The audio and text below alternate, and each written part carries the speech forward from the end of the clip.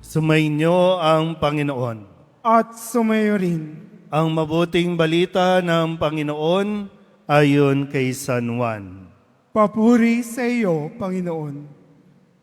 Noong panahong iyon, tumawid si Jesus sa ibayo ng lawa ng Galilea na tinatawag ding lawa ng Tiberias. Sinundan siya ng napakaraming tao sapagkat nakita nila ang mga kababalaghang ginawa niya sa pagpapagaling sa mga may sakit. Umahon si Jesus sa burol kasama ang kanyang mga alagad at naupo roon. Malapit na noon ang pista ng Paskwa ng mga Hudyo. Tumanaw si Jesus at nakita niyang dumarating ang napakaraming tao. Tinanong niya si Felipe, "Saan tayo bibili ng tinapay upang makakain ang mga taong ito?" Sinabi niya ito para subukin si Felipe sapagkat alam ni Jesus ang kanyang gagawin. Sumagot si Felipe, kahit na po halagang 200 dinaryong tinapay ang bilhin, ay di sasapat para makakain ng tigkakaunti ang mga tao. Sinabi ng isa sa kanyang mga alagad, si Andres na kapatid ni Simon Pedro, "Mayroon po ritong isang batang lalaki na may dalang 5 tinapay na sebada at 2 isda. Ngunit gaano na ito sa ganyang karaming tao? Paupuin ninyo sila," wika ni Jesus. Madamo sa lugar na iyon, umupo ang lahat, humigit kumulang sa 5,000 ang mga lalaki. Kinuha ni Jesus ang tinapay at matapos magpasalamat sa Diyos ay ipinamahagi sa mga tao. Gayun din ang ginawa niya sa isda. Binigyan ng lahat hanggat sa gusto nila. At nang makakain na sila, sinabi niya sa mga alagad, "Tipunin ninyo ang lumabis para hindi masayang." Gayon nga ang ginawa nila at nakapuno sila ng 12 bakol. Nang makita ng mga tao ang kababalaghang ginawa ni Jesus, sinabi nila, "Tunay na ito ang propetang paririto sa sanlibutan." Nahalata ni Jesus na lalapit ang mga tao at pilit siyang kukunin upang gawing hari. Kaya muli siyang umalis na mag-isa patungo sa kaburulan. Ang mabuting balita ng Panginoon. Pinupuri ka namin, Panginoong Hesukristo.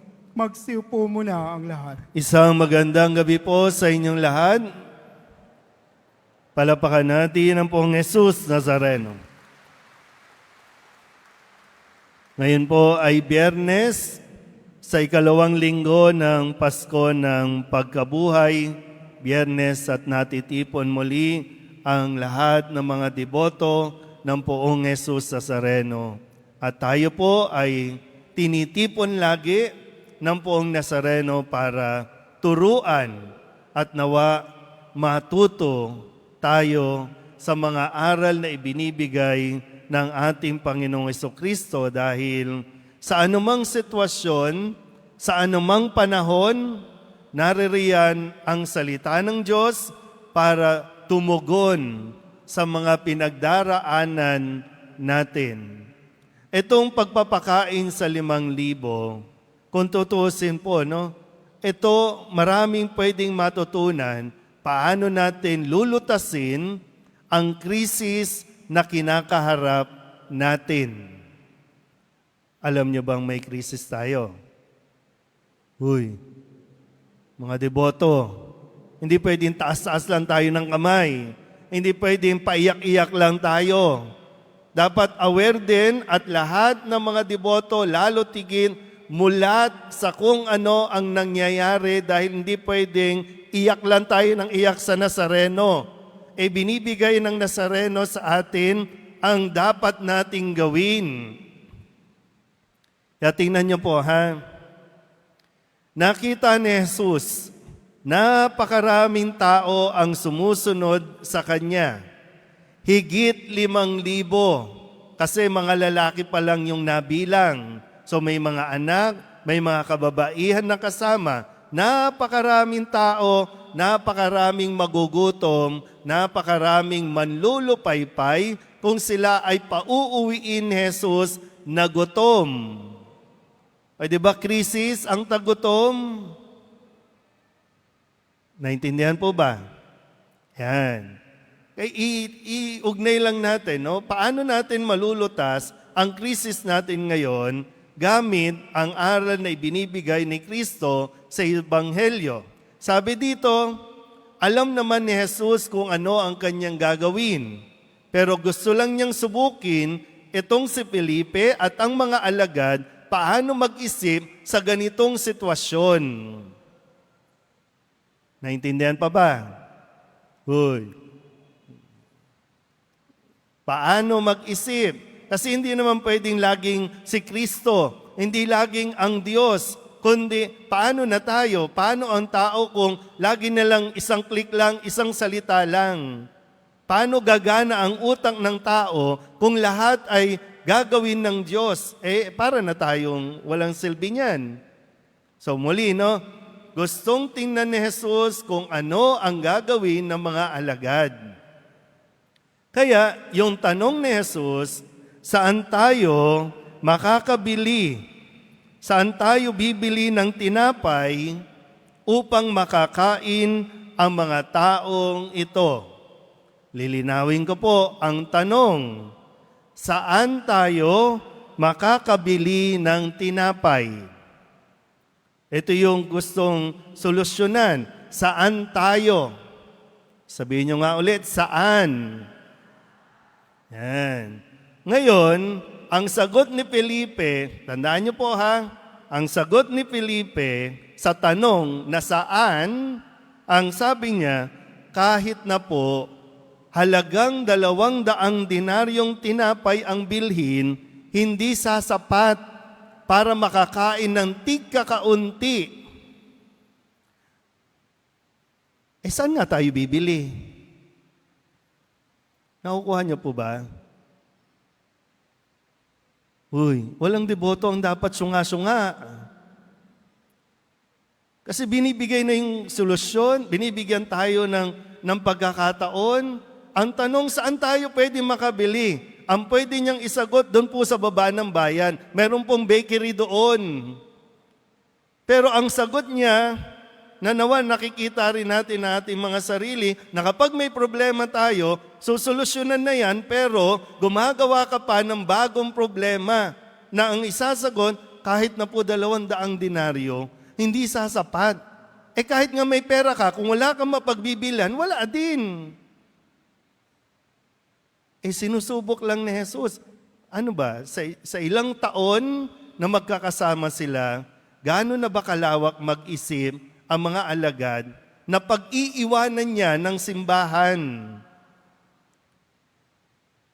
Paano gagabayan ng mga tao kung ang mga pinuno, ang mga lingkod na pinili, hindi marunong mag-isip? Paano susolusyonan ang mga problemang idudulog kung sila mismo hindi malawak ang pag-unawa? Ito pa ang pangalawa. Tapos na si Felipe. Dumating si Andres. Ano ang dala ni Andres? Isang bata. At ano ang dala ng bata? Yung baon niya. Meron po dito isang bata. May 3 tinapay, may 2 isda. Okay na sana eh. Pero ang sabi niya, paano naman sasapat yan? Totoo naman, common sense. 2 tinapay, 2 isda, ilang pirasong tinapay. Pero hindi na pinatulan ni Jesus. Kundi kinuha na lang ito, nagpasalamat sa Diyos, at ang instruction, ipamahagi ninyo yan. Ipamigay ninyo yan. Hindi nila namamalayan, napapakain na ang lahat. yung inaakala ni Felipe na kahit tigkakaunti, hindi makakakain. Pero ngayon, nang kanilang ipamahagi at sundin ang instruction ni Jesus, kumain sila hanggat gusto nila. Di ba po, no? Kaya alam niyo, maganda po na ugaliin natin magbasa ng Biblia, ng salita ng Diyos, para makukuha mo kung ano ang dapat gawin eh. Makukuha mo kung ano ang itinuturo sa iyo ng poong Nazareno. Pero yun nga lang, titingnan natin ulit. Ang ginawa ni Andres, ibinolunteer ang iba. Bakit hindi ibinolunteer yung baon nila?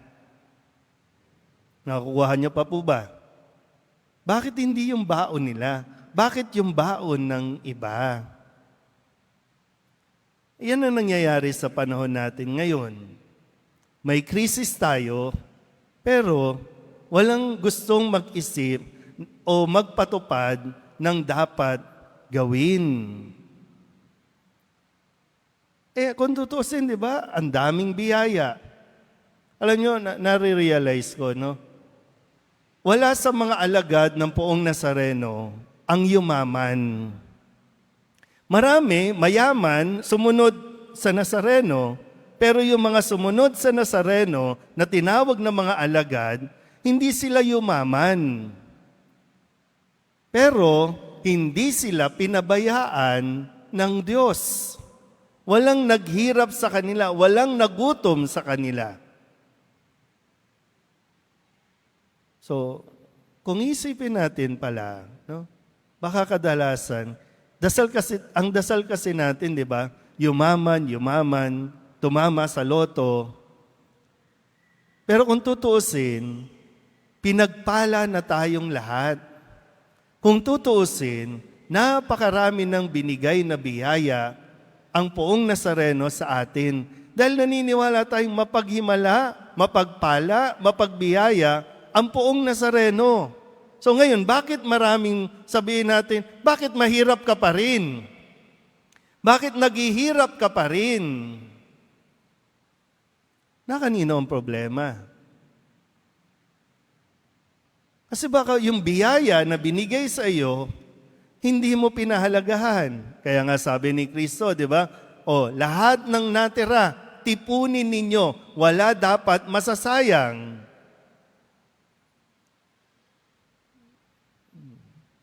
So, ano nang gagawin natin ngayon? Tumataas tayong kamay, di ba? Humingi tayo ng pagpapala. Pinagpala na, ayaw. Sa sitwasyon natin ngayon, tingnan natin mabuti, Hindi gusto ng Nazareno na tagatanggap lang tayo ng ayuda. Sige nga, taas nga ng kamay ng mga tumatanggap ng ayuda dito. Ayix, Tupad, nahiya naman kayo. Kanina yan, di ba? Nitong mga nakalipas na araw, pinapipila natin yung mga driver, mga namamasada, farmers, mga magsasaka. Pinapipila natin para sa ayuda.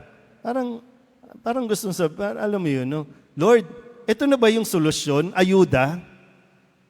Tama ba mag-isip ang mga leader namin na ayuda lang? Tapos sasabihin pa na, naisip ko kanina, no? Bawat department ng gobyerno, bawat congressman, bawat opisina, may budget. Na-approve na yung budget last year para sa taong ito. Nasa kanila na. Pero bakit wala akong naririnig na nagsasabing, yung budget namin, bibigay na lang para bumaba ang presyo ng gasolina, para mas marami ang benefit. Kasi yung ayuda, di ba? Isang araw lang ubos yan. Kailan ang susunod? Next month, maswerte na kung meron. Isang kargahan lang yan. Kaya lang, mayroon nag-isip, wag. Mayroon naman mga taxpayer sa kanila natin kunin. Wag sa atin. Di ba? Sabihin nyo nga sa katabi ninyo, mag-isip ka naman kasi. Hindi puro drama lang, hindi puro emote lang. Mag-isip naman. Gusto mong guminawa kasi ayaw naman ng Nazareno na maghirap ka ng maghirap. Pinapaahon ka, kaya lang kailangan magdesisyon ka. Kailangan mong pumili ng tamang desisyon. Nandyan na nasa harap mo na, hindi mo lang pinipili yung tamang gawin. Walang mangyari, kahit maglulumuhod tayo dito, mula sa pinto hanggang dito, araw-araw, wala. Kung hindi mo susundin, kung hindi mo susundan ang instruction na binibigay sa atin ni Kristo. Minsan nga, naalala ko pa, ang arte-arte rin natin, no? Sabihin nyo nga sa katabi ninyo, huwag kang maarte. Diba? Tagutom na yan, pero pag kumain sa restaurant yan, bakit kailangan magtira? Bakit yung isang pirasong baboy, isang pirasong paa ng manok, mahihiya kang ubusin? Itatapon lang yan. Isang subo. Nakakagigil din, no? Isang subo na lang, hindi pa kakainin. Pasosyal, no? Ay, baka sabihin, patay gutom ako eh. Biyaya yan, di ba? Pinagpaguran yan. At lalong higit, may tax yan. Tapos sasayangin mo lang. Mamaya, pag kumain kayo, naku, isang kagat na lang yung burger, hindi mo pa kakagatin, ha?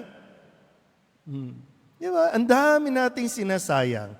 Hindi po kuripot ang Diyos. Hindi matipid ang Diyos. Kaya nga sabi, di ba?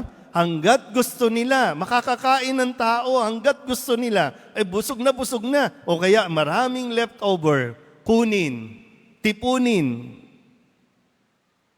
Kasi marami pa ang pwedeng makinabang niyan.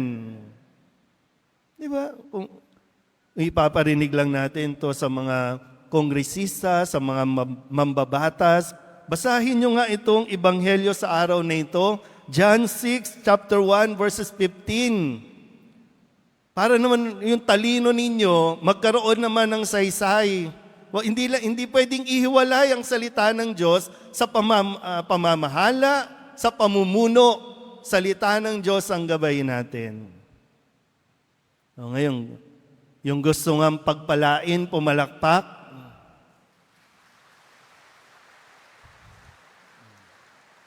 alam mo kung ano ang dapat mong gawin.